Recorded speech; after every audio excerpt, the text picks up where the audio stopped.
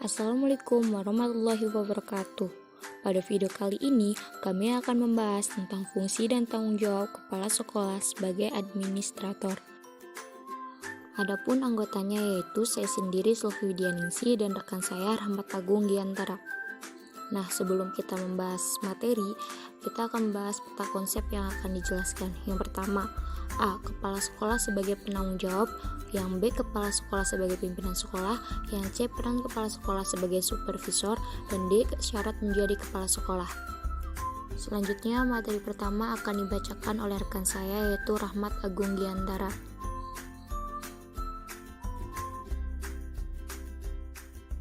Kepala sekolah sebagai penanggung jawab. Kepala sekolah merupakan pemimpin pendidikan di sekolah.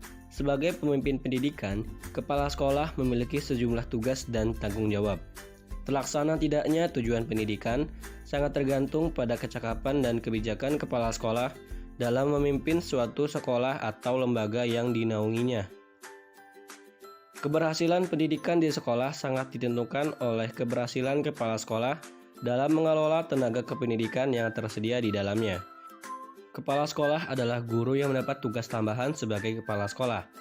Meskipun sebagai guru yang mendapat tugas tambahan, kepala sekolah merupakan orang yang paling bertanggung jawab terhadap aplikasi prinsip-prinsip administrasi pendidikan yang inovatif di sekolah. Tugas pokok kepala sekolah tersebut adalah guru, yaitu sebagai tenaga pengajar dan pendidik. Di sini berarti dalam suatu sekolah, seorang kepala sekolah harus mempunyai tugas sebagai seorang guru yang melaksanakan atau memberikan pelajaran atau mengajar bidang studi tertentu atau memberikan bimbingan. Berarti kepala sekolah menduduki dua fungsi, yaitu sebagai tenaga kependidikan dan tenaga pendidik. Permendiknas nomor 13 tahun 2007, ternyata para calon kepala sekolah dihadapkan pada penafsiran ganda. Artinya kualifikasi dan kompetensi tersebut bisa diartikan sebagai syarat memasuki wilayah profesi kepala sekolah. Setelah yang bersangkutan diangkat sebagai kepala sekolah, maka statusnya sebagai pendidik atau guru menjadi lepas. Namun, bisa pula ditafsirkan sebagai memperkuat status lama, yakni hanya seorang guru yang diberi tugas tambahan sebagai kepala sekolah. Jika itu yang terjadi, maka sebelah kakinya masih menginjakkan ke wilayah profesi guru, dan sebelah lagi menginjak profesi kepala sekolah. Kepala sekolah sebagai pimpinan. Menurut Igwe dan Odike 2016 menegaskan bahwa keberhasilan dan kegagalan sekolah sangat banyak berkaitan erat dengan kualitas kepemimpinan yang dimiliki oleh kepala sekolah.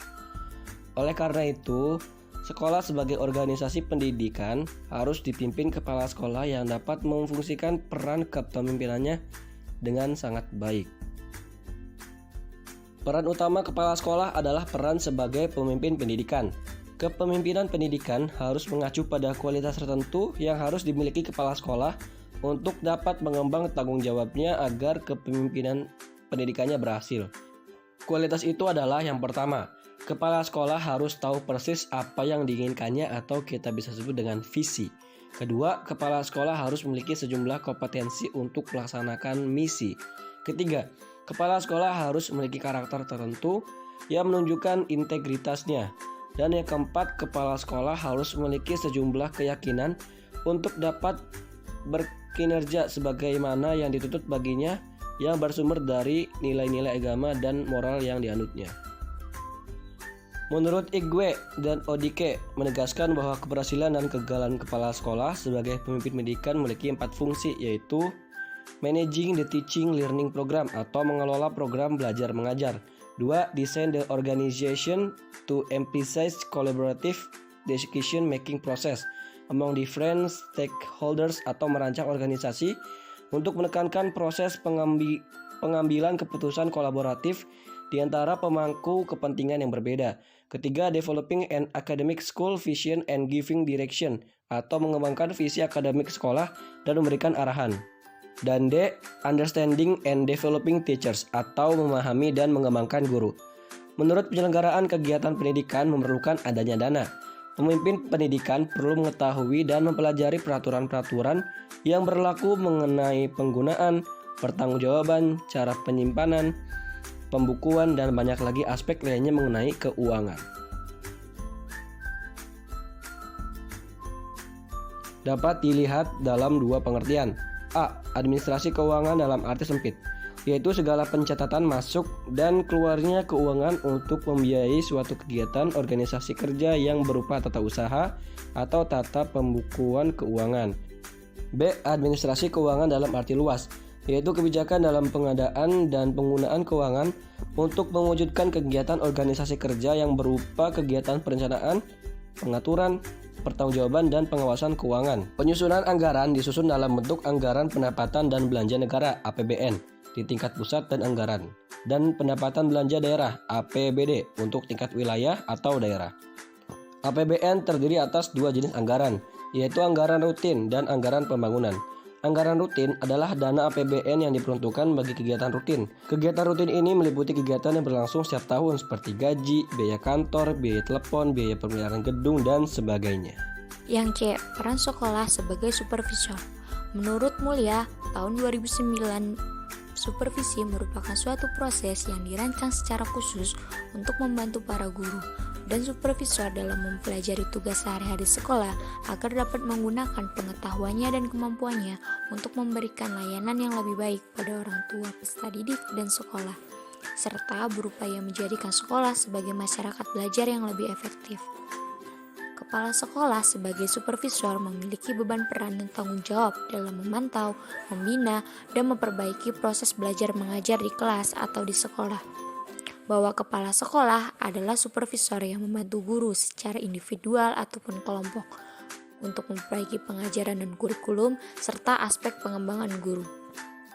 Kinerja guru tidak terlepas dari pengawasan kepala sekolah sebagai administrator dan supervisor. Kepala sekolah sebagai manajer yang mengatur perkembangan sekolah baik dari segi perencanaan, pengawasan, dan evaluasi.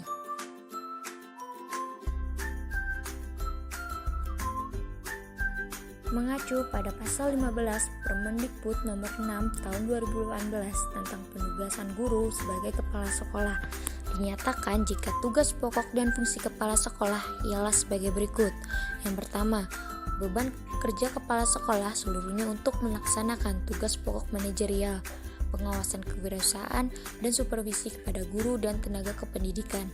Yang kedua, beban kerja kepala sekolah bertujuan untuk mengembangkan sekolah dan meningkatkan mutu sekolah berdasarkan 8 standar nasional pendidikan. Yang ketiga, saat terjadi kekurangan guru dalam satuan pendidikan tertentu, maka kepala sekolah bisa melaksanakan tugas pembelajaran maupun bimbingan agar proses pembelajaran maupun bimbingannya tetap berlangsung dalam satuan pendidikan yang bersangkutan. Yang keempat, kepala sekolah dalam melaksanakan tugas pembelajaran atau pembimbingan. Tugas pembelajaran atau pembimbingan tersebut merupakan tugas tambahan di luar tugas pokoknya. Dan yang kelima, beban kerja bagi kepala sekolah yang ditempatkan di SDLN selain melaksanakan beban kerja juga melaksanakan promosi kebudayaan Indonesia.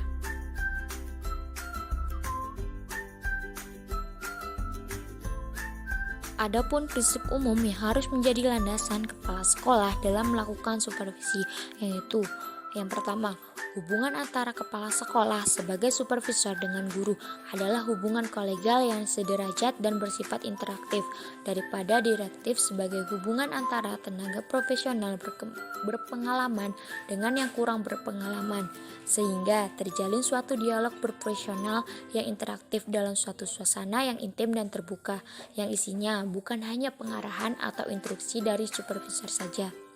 Yang kedua, pertemuan diskusi antara kepala sekolah sebagai supervisor dan guru adalah demokratif, baik pada perencanaan latihan maupun pada pengajian, balikan, dan tindak lanjut.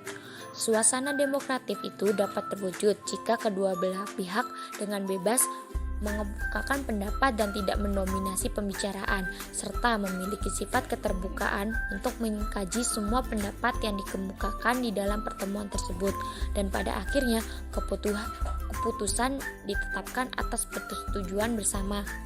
Yang ketiga, sasaran supervisi berpusat pada kebutuhan dan aspirasi guru, serta tetap berada di dalam ruang lingkup tingkah laku guru mengajar secara aktual. Dengan prinsip ini, guru didorong untuk menganalisis kebutuhan dan aspirasinya di dalam usaha mengembangkan dirinya. Yang keempat, pengajian balikan dilakukan berdasarkan data observasi yang cermat yang didasarkan pada kontrak serta dilaksanakan dengan segera. Dari hasil analisis balikan itulah yang ditetapkan rencana selanjutnya.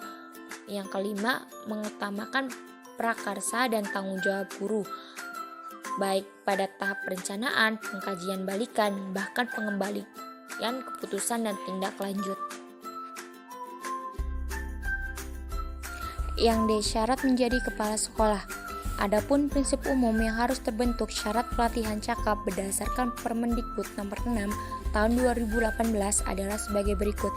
Yang pertama, memiliki kualifikasi akademik paling rendah sarjana S1 atau diploma 4 dari perguruan tinggi dan program studi yang terakreditas paling rendah B.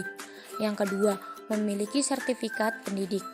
Yang ketiga, bagi guru pegawai negeri sipil memiliki pangkat rendah yaitu penata atau golongan ruang 3C. Yang keempat, pengalaman mengajar paling singkat 6 tahun menurut jenis dan jenjang sekolah masing-masing, kecuali di TK atau TKBLP memiliki pengalaman mengajar paling singkat 3 tahun di TK atau TKLB. Yang kelima, memiliki hasil penilaian prestasi kerja guru dengan sebutan paling rendah baik selama 2 tahun terakhir. Yang keenam, memiliki pengalaman manajerial dengan tugas yang relevan dengan fungsi sekolah paling singkat 2 tahun. Yang ketujuh, sehat jasmani, rohani, dan bebas nafkah berdasarkan surat keterangan dari rumah sakit pemerintah. Yang kedelapan, tidak pernah dikenakan hukuman disiplin serta atau berat sesuai dengan ketentuan perundang-undangan. Ke-9, tidak sedang menjadi tersangka atau tidak pernah terpidana. Dan yang 10, usia paling tinggi 56 tahun pada waktu pengangkatan pertama sebagai kepala sekolah. Sekian video yang dapat materi kami sampaikan, kurang lebihnya mohon maaf. Wabillahi taufiq wal hidayah. Wassalamualaikum warahmatullahi wabarakatuh.